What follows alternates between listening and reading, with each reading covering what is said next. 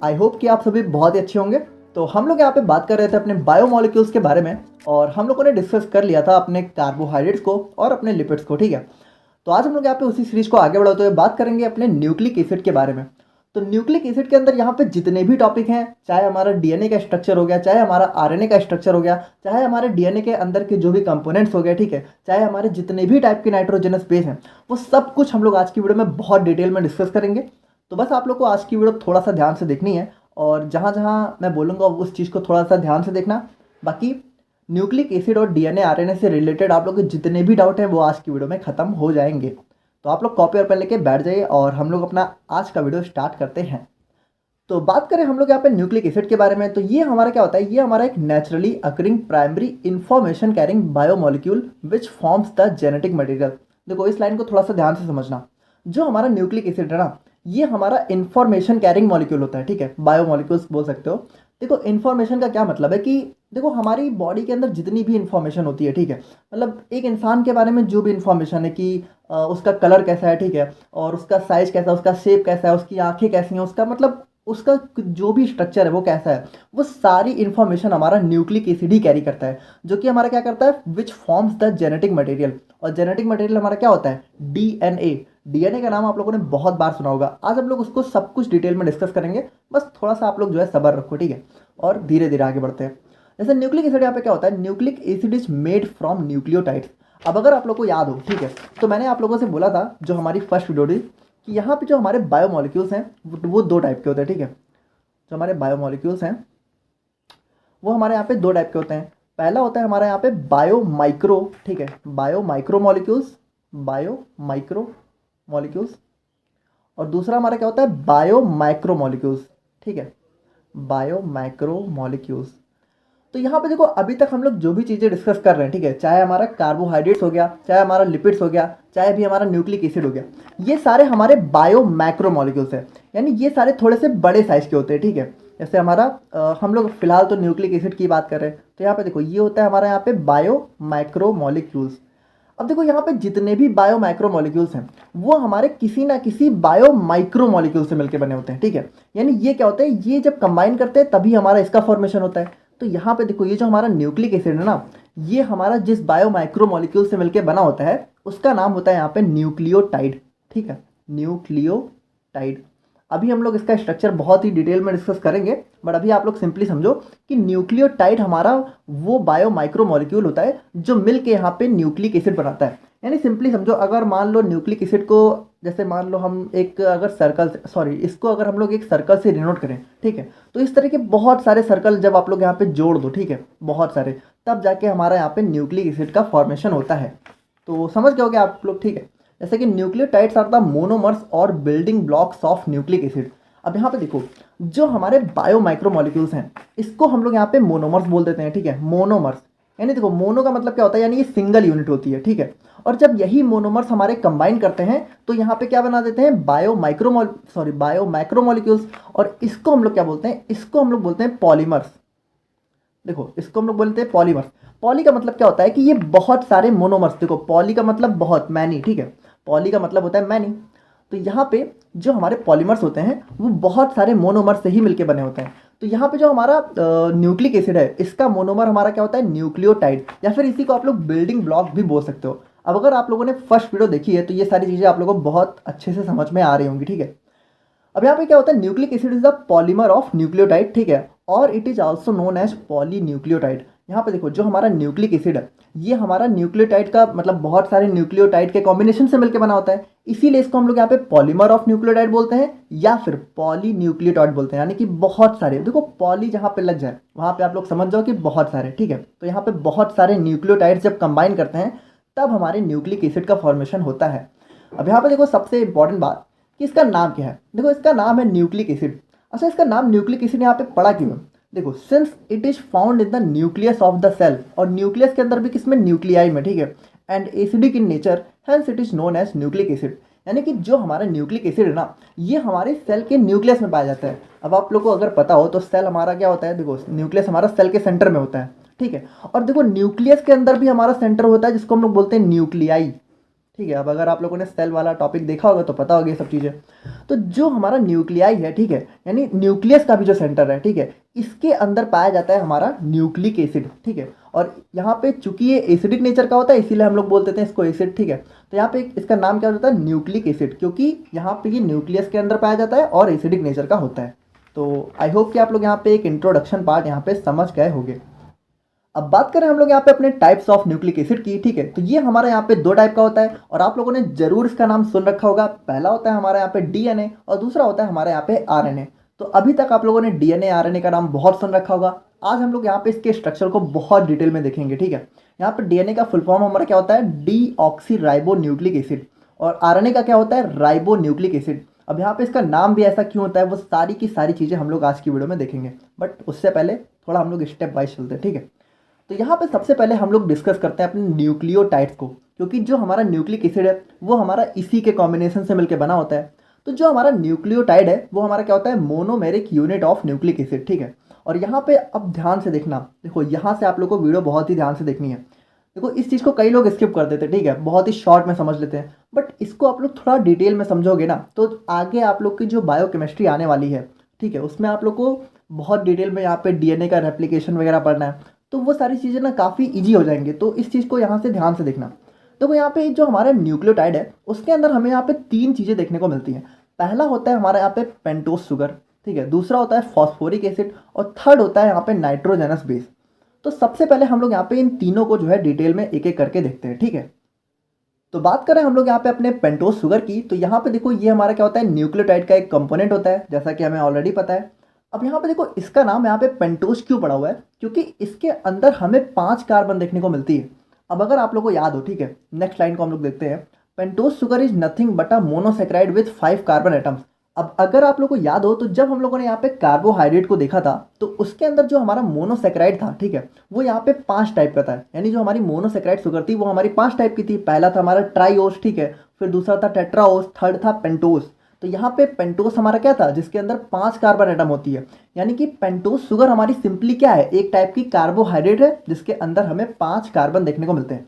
अब यहाँ पे देखो ये हमारी कितनी दो टाइप की होती है, पहली होती है राइबोस और दूसरी होती है डीऑक्सी राइबोस। अब यहाँ पे अगर आप लोग थोड़ा सा दिमाग लगाओगे तो आप लोग समझ चुके होंगे कि जो हमारा आरएनए होता है उसके अंदर हमें देखने को मिलती है राइबोस शुगर, इसीलिए उसका नाम होता है राइबो न्यूक्लिक एसिड। और जो हमारा डीएनए होता है उसके अंदर हमें देखने को मिलती है डीऑक्सी राइबोस शुगर, इसीलिए उसका नाम होता है डीऑक्सी राइबो न्यूक्लिक एसिड। अब यहाँ पे देखो इन दोनों शुगर में बेसिक डिफरेंस क्या होता है। देखो पहले तो आप लोग दोनों स्ट्रक्चर को ध्यान से देखो। अब आप लोग अगर देखो, हम तो बता रहे हैं, पहले आप लोग खुद ही देखो और एनालाइज करो इसके अंदर डिफरेंस क्या है। देखो यहाँ पे अगर आप लोग ध्यान से देखो तो ये भी सेम है, ठीक है, यहाँ पे CH2H, यहाँ पे CH2H, यहाँ पे O, यहाँ पे O, यहाँ पे OH, यहाँ पे OH, और यहाँ पे H, यहाँ पे H, यहाँ पे, मतलब काफ़ी सब कुछ तो सेम ही है। डिफरेंस कहाँ पे, देखो डिफरेंस है यहाँ पे, यहाँ पे देखो, यहाँ पे क्या है, इस वाली जो हमारी राइबोस शुगर है इसके अंदर हमारा OH है, ठीक है, जबकि जो हमारी डीऑक्सी राइबोस शुगर है यहाँ पे हमारा ओनली हाइड्रोजन है। तो इसीलिए इसका नाम पड़ गया है डीऑक्सी राइबोस। देखो अगर नाम को आप लोग देखो, डीऑक्सी यानी ऑक्सीजन का क्या हो गया, ऑक्सीजन का रिमूवल हो गया, डीऑक्सी, ठीक है, इसीलिए इसका नाम क्या हो गया, डीऑक्सी राइबोस। यानी कि जो हमारी राइबोस शुगर है इसमें से जब हम लोग ऑक्सीजन को रिमूव कर देते हैं तो हमारा क्या हो जाता है, डीऑक्सी राइबोस शुगर। अब बात करें हम लोग यहाँ पे अपने फॉस्फोरिक एसिड की, तो ये भी हमारे यहाँ पे न्यूक्लियोटाइड का ही कंपोनेंट होता है, ठीक है। देखो न्यूक्लियोटाइड में हमारे 3 चीज़ें होती हैं। पहला होता है हमारा पेंटोस शुगर, हम लोगों ने देख लिया, दूसरा होता है फॉस्फोरिक एसिड, उसको हम लोग देख रहे हैं, और तीसरा होता है हमारा नाइट्रोजनस बेस, जिसको हम लोग अभी देखने वाले हैं। तो यहाँ पे फॉस्फोरिक एसिड भी हमारा क्या होता है, न्यूक्लियोटाइड का एक कंपोनेंट होता है, और इसका मॉलिक्यूलर फॉर्मूला क्या होता है, H3PO4, यानी इसके अंदर 3 हाइड्रोजन, 4 ऑक्सीजन और 1 हमारा फॉस्फेट ग्रुप देखने को मिलता है, ठीक है। अब यहाँ पे ध्यान से देखना, इट कंटेन्स 3 हाइड्रोक्सिल ग्रुप। देखो हाइड्रोक्सिल मतलब क्या होता है, OH, ठीक है। तो यहाँ पे इसके अंदर हमें जो है 3 OH देखने को मिलते हैं एंड 1 ऑक्सीजन एटम, ठीक है, एक ऑक्सीजन देखने को मिलता है linked with a phosphorus atom, और एक फॉस्फोरस देखने को मिलता है, ठीक है, जिसके चारों तरफ हमें यहाँ पे ये सारी चीज़ें देखने को मिलती हैं। और फाइनली बात करें अपने नाइट्रोजनस बेस की, तो यहाँ पे देखो इस चीज़ पे थोड़ा सा ध्यान से देखना। जो हमारा नाइट्रोजनस बेस है, ठीक है, ऑब्वियसली हमारा न्यूक्लियोटाइड का ही कंपोनेंट है जिसके अंदर हमें नाइट्रोजन देखने को मिलता है। देखो यहाँ पे सबसे पहली बात, ये बेसिक नेचर का होता है इसीलिए इसका नाम बेस है, ठीक है। और यहाँ पे चूंकि इसके अंदर हमें नाइट्रोजन देखने को मिलता है तो इसका नाम हो जाता है नाइट्रोजनस बेस।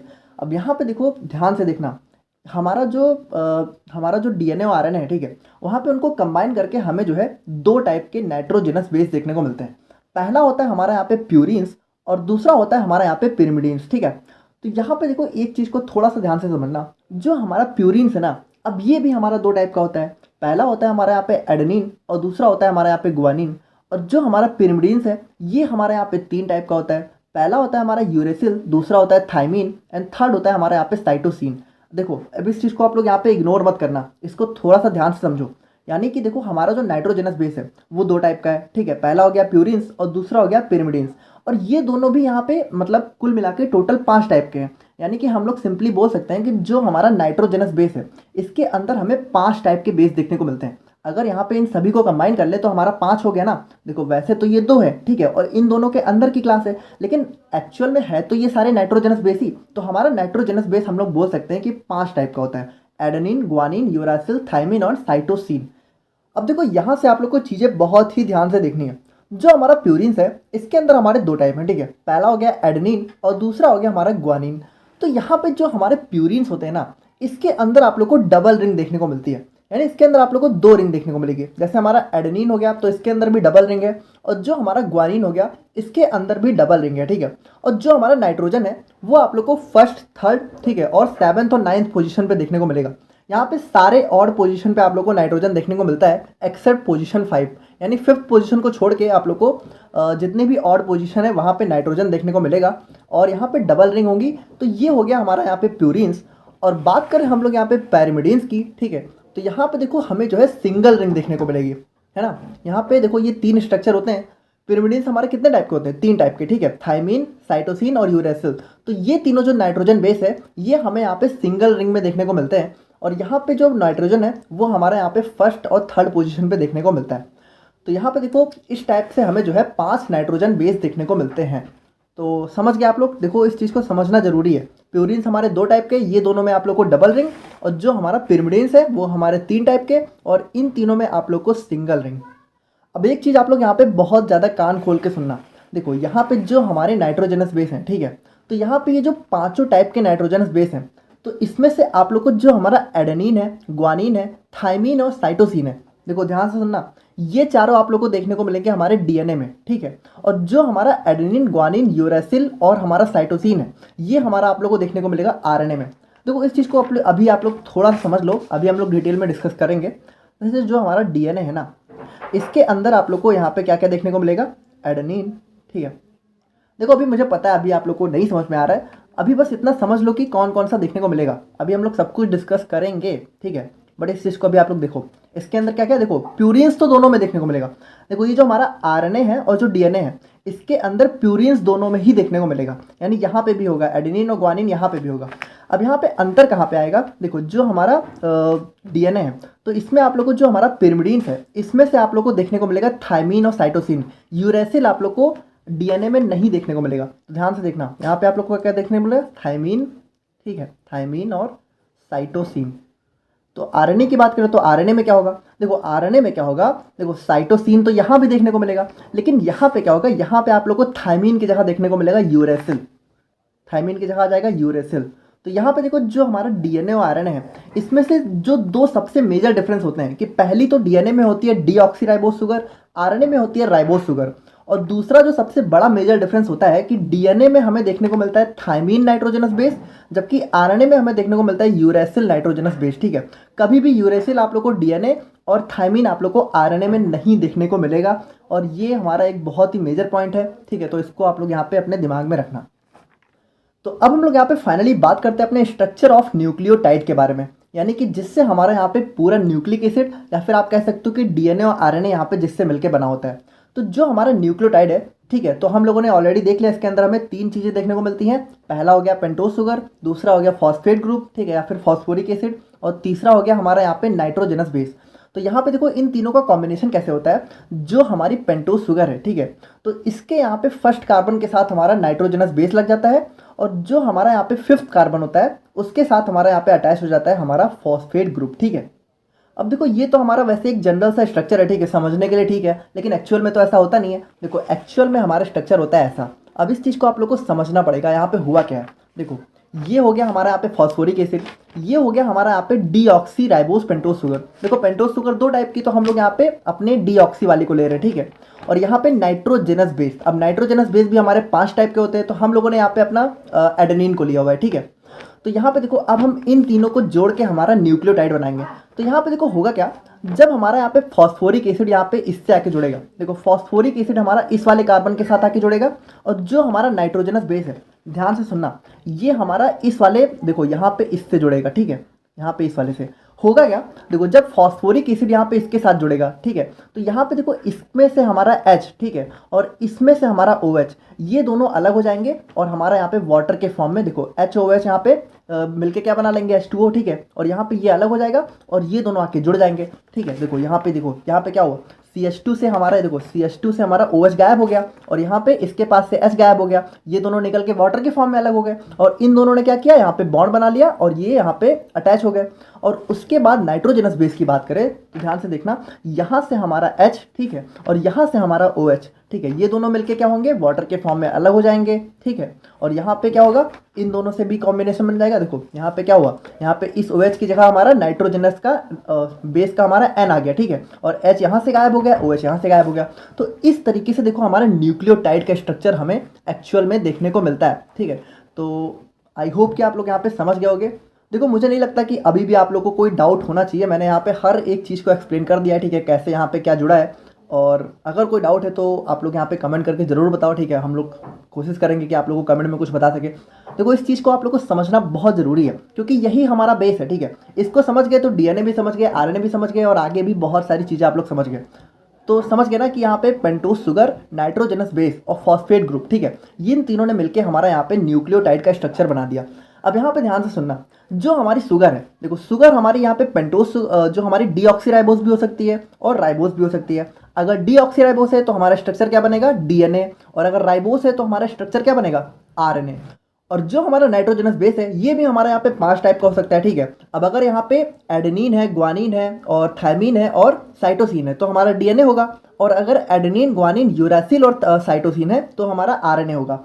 अब देखो यहाँ पे थोड़ा सा ध्यान से सुनना, जो हमारा न्यूक्लियोटाइड है, देखो ये न्यूक्लियोटाइड का स्ट्रक्चर है, ये हमारे DNA या फिर RNA का स्ट्रक्चर नहीं है, क्योंकि इस तरीके से जब बहुत सारे यहाँ पे न्यूक्लियोटाइड मिलेंगे तब जाके हमारा DNA बनेगा। क्योंकि DNA हमारा क्या है, DNA हमारा एक टाइप का न्यूक्लिक एसिड है, और न्यूक्लिक एसिड यहाँ पे बना होता है कॉम्बिनेशन ऑफ न्यूक्लियोटाइड से, यानी कि इस तरीके की बहुत सारी यूनिट जब कंबाइन करेंगे तब हमारा जाके DNA या फिर RNA का फॉर्मेशन होगा। तो अब हम लोग यहाँ पे उस चीज़ को देखने वाले हैं, ठीक है। अब यहाँ पे हम लोग अपने DNA को देखने से पहले एक छोटा सा पॉइंट और डिस्कस कर लेते हैं। देखो जो हमारा पेंटोस शुगर है, जो नाइट्रोजनस बेस है और जो फॉस्फेट ग्रुप है, ये तीनों जब कंबाइन करते हैं तो हमारा न्यूक्लियोटाइड बनता है, हमें ऑलरेडी पता है। लेकिन अगर इसमें से हम लोग फॉस्फेट ग्रुप रिमूव कर दें, ठीक है, यानी कि जब हम लोग सिंपली अपने पेंटोस शुगर और नाइट्रोजनस बेस को मिक्स करते हैं या फिर इन दोनों का जब यहाँ पे कॉम्बिनेशन होता है तो हमारा बनता है न्यूक्लियोसाइड। यानी इन दोनों के कॉम्बिनेशन से जो स्ट्रक्चर बनता है वो हमारा क्या होता है, न्यूक्लियोसाइड, ठीक है। और जब यहाँ पे इसके साथ हमारा फॉस्फेट ग्रुप भी ऐड हो जाता है तो हमारा क्या हो जाता है, न्यूक्लियोटाइड। यानी हम लोग ये भी कह सकते हैं कि जो हमारा न्यूक्लियोटाइड है वो हमारा न्यूक्लियोसाइड और फॉस्फेट ग्रुप के कॉम्बिनेशन से मिलकर बना है। देखो वैसे यहाँ पे ये कोई इंपॉर्टेंट टॉपिक नहीं है, ठीक है, लेकिन यहाँ पे कभी कभी हो सकता है यहाँ से आप लोग को 2 नंबर में क्वेश्चन देखने को मिल जाए, ठीक है। तो इस चीज़ को थोड़ा सा आप लोग ध्यान में रखना। अच्छा देखो एक छोटी सी चीज़ और है, ठीक है, आप ही के फायदे की है। देखो ये जो हमारे नाइट्रोजनस बेस हैं, प्यूरिन्स और पिरिमिडिन्स, तो यहाँ पे हमारे प्यूरिन के अंदर कौन कौन सा है, एडेनिन है और ग्वानिन है, और हमारा पिरिमिडिन्स के अंदर कौन सा है, साइटोसिन है, यूरेसिल है और थायमिन है। देखो इसको याद करने की एक ट्रिक है, याद इसको कैसे कर सकते हो। देखो एडेनिन और ग्वानिन हमारा क्या हो गया, Ag। अब Ag हमारा क्या होता है, Ag आप लोग यहाँ पे सिल्वर से याद रख सकते हो, ठीक है, या फिर चलो सिल्वर यहाँ पे बहुत ज़्यादा हो गया, इसको आप लोग सिंपली याद रख सकते हो आलू गोभी, ठीक है, आलू गोभी। और यहाँ पे देखो साइटोसिन, यूरेसिल और थायमिन को कैसे याद रख सकते हो, कट, सिंपल, ठीक है, यानी आलू गोभी कट, ठीक है, आलू गोभी को काटो और हमारा नाइट्रोजनस बेस आ गया, ठीक है। तो ऐसे आप लोग इसको याद रख सकते हो। बाकी देखो यहाँ पे एक चीज़ और है कि हम लोगों ने स्टार्टिंग में देखा था कि जो हमारी डीऑक्सीराइबोस, जो हमारी पेंटोस शुगर है, ठीक है, ये हमारा एक टाइप का कार्बोहाइड्रेट है, क्योंकि ये हमारा शुगर है। अब कार्बोहाइड्रेट जनरली आप लोगों ने यहाँ पे ओपन फॉर्म में ही देखा होगा, है ना, ग्लूकोज वगैरह को। तो यहाँ पे देखो ये वाला ना, ये हमारे कार्बोहाइड्रेट का रिंग स्ट्रक्चर है, क्लोज्ड स्ट्रक्चर है, ठीक है। ग्लूकोज का भी हमारा इस टाइप का स्ट्रक्चर बनता है। तो उन सभी चीज़ों को हम लोग जो है आने वाले टाइम में डिस्कस करेंगे। बाकी जो हमारा फॉस्फोरिक एसिड है, तो ये आप लोग को कभी कभी फॉस्फेट ग्रुप के नाम से देखने को मिलेगा, तो वहाँ पे भी कंफ्यूज नहीं होना है। देखो वैसे थोड़ा सा डिफरेंस होता है, एक्चुअल में ये जो हमारा फॉस्फोरिक एसिड है ये कभी आप लोग को जो है ट्राई या फिर डाई फॉर्म में भी देखने को मिल सकता है। तो बाकी कुछ खास डिफरेंस नहीं है, सिंपली आप लोग समझो कि फॉस्फोरिक एसिड या फिर फॉस्फेट ग्रुप दोनों ही नाम से देखने को मिल सकता है। ये हमारा क्लोज स्ट्रक्चर होता है और ये हमारी इसकी जो है याद करने की एक छोटी सी ट्रिक है। तो इतना आप लोग यहाँ पे समझ गए होंगे। अब हम लोग यहाँ पे फाइनली बात करते हैं अपने डीएनए के बारे में। तो डीएनए का फुल फॉर्म हमारा क्या होता है, डीऑक्सीराइबो न्यूक्लिक एसिड। अब यहाँ पर देखो इसके अंदर हमें जो है डीऑक्सीराइबो शुगर देखने को मिलती है। और नाइट्रोजनस बेस की बात करें तो हमारे यहाँ पे क्या कौन कौन सा होता है, एडेनिन, ग्वानिन, साइटोसिन और थाइमिन। ठीक है, हम लोगों ने ऑलरेडी देख लिया। और यहाँ पे अब देखो एक चीज़ जो यहाँ पे सबसे ज़्यादा इंपॉर्टेंट है कि जो हमारा डीएनए का स्ट्रक्चर है, ठीक है, तो यहाँ पे वॉटसन एंड किक नाम के साइंटिस्ट ने हमारे यहाँ पे इसका स्ट्रक्चर दिया था। और इसका स्ट्रक्चर यहाँ पे होता है डबल स्टैंडर्ड। देखो यहाँ पे ये इसका जनरल सा स्ट्रक्चर होता है। अभी हम लोग इस पर बहुत डिटेल में बात करेंगे, बट अभी आप लोग यहाँ पे इस वाली लाइन को भी समझ लो। और यहाँ पे इसका काम क्या होता है, it acts as genetic material and carry genetic information.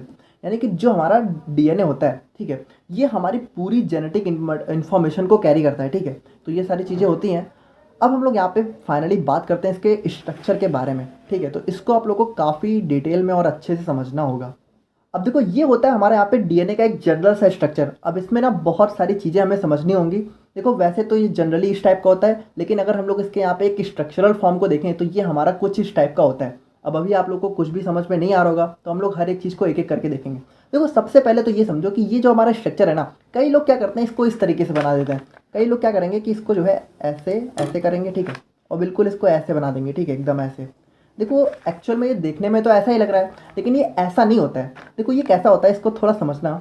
ये हमारा थोड़ा इस टाइप का होता है, देखो इस टाइप का, समझ रहे हो, इस टाइप का। यानी कि अगर हम लोग इसको थोड़ा और अच्छे से ड्रॉ करें तो देखो ये हमारा कुछ ऐसे बनता है। देखो ये ना पैरेलल लाइंस होती हैं, इसको थोड़ा सा समझना, ठीक है। देखो ये हमारा जो है कुछ ऐसा होता है, ठीक है, ऐसा। देखो ये पैरेलली, ठीक है, पैरेलली, समझ रहे हो।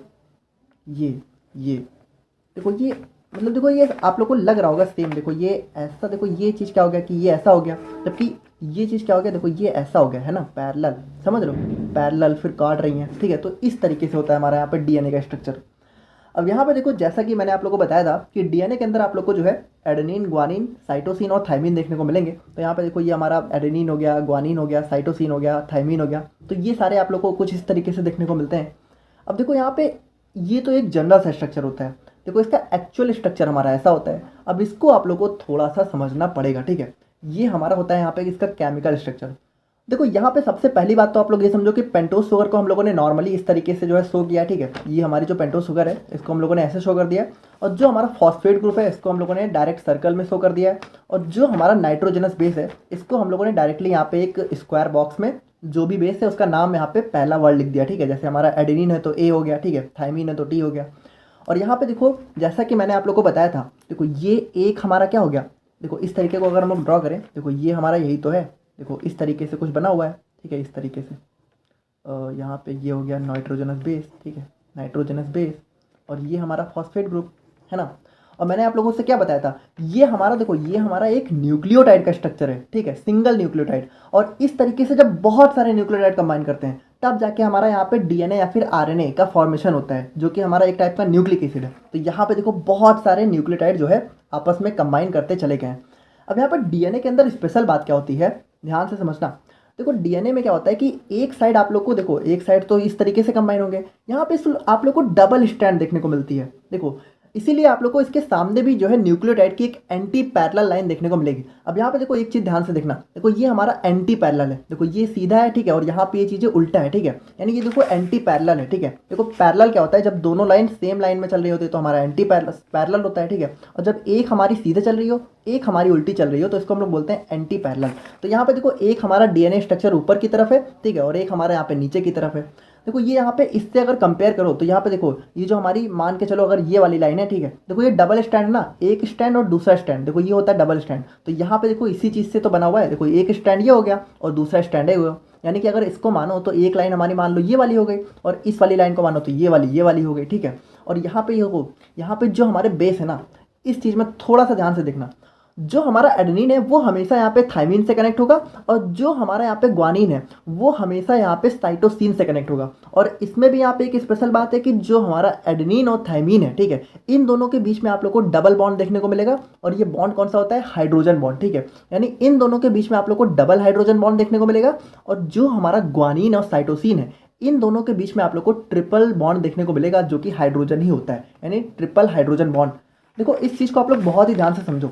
यहाँ पे जो हमारा डीएनए का स्ट्रक्चर है उसमें जो हमारा एडेनिन है, ठीक है, वो हमेशा यहाँ पे थाइमिन से जुड़ा होगा, ठीक है। और जो हमारा ग्वानिन है वो हमेशा यहाँ पे साइटोसिन से जुड़ा होगा। और जो एडेनिन और ग्वानिन है इसके बीच में होगा हमारा यहाँ पे डबल हाइड्रोजन बॉन्ड। और जो हमारा ग्वानिन और साइटोसिन है इसके बीच में हमारा यहाँ पे होगा ट्रिपल हाइड्रोजन बॉन्ड, यानी ATGC ऐसे करके आप लोग बिल्कुल याद कर लो, ठीक है। तो इस तरीके से हमारा यहाँ पे डीएनए का स्ट्रक्चर देखने को मिलता है। देखो ये स्ट्रक्चर बिल्कुल यही वाला है। अगर आप लोग चाहो तो बिल्कुल कंपेयर कर सकते हो। देखो इस लाइन को हम लोगों ने इससे बना दिया, इस लाइन को हम लोगों ने इससे बना दिया, ठीक है। और यहाँ पे देखो ये एंटी पैरेलल है, ठीक है। ये हमारा नीचे की तरफ है, ये हमारा ऊपर की तरफ है, ठीक है। और यहाँ पे ये हमारे फॉस्फेट ग्रुप हो गए। और यहाँ पे देखो बॉन्ड्स की बात करें तो यहाँ पे ध्यान से सुनना। देखो ये हमारा जो फॉस्फेट मतलब जो हमारा एक न्यूक्लियोटाइड से दूसरे न्यूक्लियोटाइड्स के बीच में जो बॉन्ड बन रहा है इसको हम लोग बोलते हैं फॉस्फोडाइस्टर बॉन्ड, ठीक है। और जो हमारा यहाँ पे बेसेस के बीच में बॉन्ड बन रहा है तो वो तो हमारा हाइड्रोजन बॉन्ड है। और जो हमारा यहाँ पे पेंटोस शुगर और नाइट्रोजनस बेस के बीच में बॉन्ड होता है उसको हम लोग बोलते हैं ग्लाइकोसिडिक बॉन्ड, ठीक है। तो यही सारी होती है हमारे डीएनए के स्ट्रक्चर की कहानी। आई होप कि आप लोग यहाँ पे समझ गए होंगे। तो अब फाइनली हम लोग यहाँ पे अपने आरएनए के बारे में भी बात कर लेते हैं। तो जैसा कि हमें पता है इसका फुल फॉर्म होता है हमारे यहाँ पे राइबोन्यूक्लिक एसिड, ठीक है। और इसके अंदर हमें क्या देखने को मिलती है? Ribo sugar. और नाइट्रोजनस बेस की बात करें तो यहाँ पे हमें एडेनिन, ग्वानिन, साइटोसिन और यूरासिल देखने को मिलता है। देखो आरएनए के अंदर यूरासिल होता है और डीएनए के अंदर हमारा क्या होता है? थाइमीन होता है, ठीक है। बाकी ये तीनों यहाँ पे दोनों के अंदर ही सेम होते हैं। और यहाँ पे देखो जो सबसे मेजर डिफरेंस है कि जो हमारा आरएनए है ना वो यहाँ पे रिस्पॉन्सिबल होता है प्रोटीन सिंथेसिस के लिए। देखो जो हमारा डीएनए है वो तो हमारा यहाँ पे मेनली जेनेटिक इन्फॉर्मेशन को कैरी करता है, लेकिन जो हमारा आरएनए है इसका मेन काम होता है हमारा यहाँ पे प्रोटीन की सिंथेसिस करना, ठीक है। और यहाँ पे जो दूसरा सबसे मेजर डिफरेंस है ये हमें यहाँ पे सिंगल स्टैंडर्ड देखने को मिलता है। देखो सिंगल स्टैंडर्ड का क्या मतलब है? हम लोगों ने क्या देखा था? डीएनए के अंदर हमारी इस तरह की डबल स्टैंड थी, ठीक है, जो कि एक पैरेलल थी, सॉरी एंटी पैरेलल थी। लेकिन यहाँ पे हमें कोई भी डबल स्टैंड देखने को नहीं मिलता है, यहाँ पे हमारी सिंगल स्टैंड होती है, ठीक है। और उसके बाद हम लोग यहाँ पे बात करें तो there are mainly 3 types of RNA involve in the protein synthesis. देखो जो आरएनए हमारी प्रोटीन की सिंथेसिस में इन्वॉल्व होते हैं वो बेसिकली यहाँ पे 3 टाइप के होते हैं। देखो इनके अलावा भी आप लोग को आरएनए के और टाइप्स भी देखने को मिलते हैं, लेकिन मेनली जो प्रोटीन सिंथेसिस के होते हैं वो यहाँ पे 3 टाइप के होते हैं, ठीक है। पहला होता है हमारे यहाँ पे mRNA जिसको हम लोग बोलते हैं मैसेंजर आरएनए, ठीक है। दूसरा होता है हमारे यहाँ पे tRNA जो कि होता है हमारे यहाँ पे ट्रांसफर आरएनए। और थर्ड होता है हमारे यहाँ पे rRNA जो कि होता है हमारे यहाँ पर राइबोसोमल आरएनए। अब इन सब के बारे में डिटेल में हम लोग आगे बात करेंगे, ठीक है। अभी आप लोग यहाँ पे बस इंट्रोडक्शन पार्ट है तो इंट्रोडक्शन ही समझो। अब यहाँ पे इसके स्ट्रक्चर की बात करें तो डीएनए आप लोग समझ ही चुके हो, आरएनए में कुछ खास है नहीं। यहाँ पे देखो हमारा सिंगल स्टैंड होता है, ठीक है, कोई भी एंटी पैरेलल वाला चक्कर नहीं है। यहाँ पे सिंगल आप लोग को अगर केमिकल स्ट्रक्चर भी देखो तो यहाँ पे देखो हमारी जो शुगर है वो 4 टाइप की होगी, ठीक है, एडेनिन, ग्वानिन, यूरासिल और साइटोसिन। और इस तरीके से हमारा यहाँ पे आरएनए का स्ट्रक्चर देखने को मिलता है। बाकी मिलते हैं आप लोगों से बहुत जल्द एक नई वीडियो में। Thank you so much.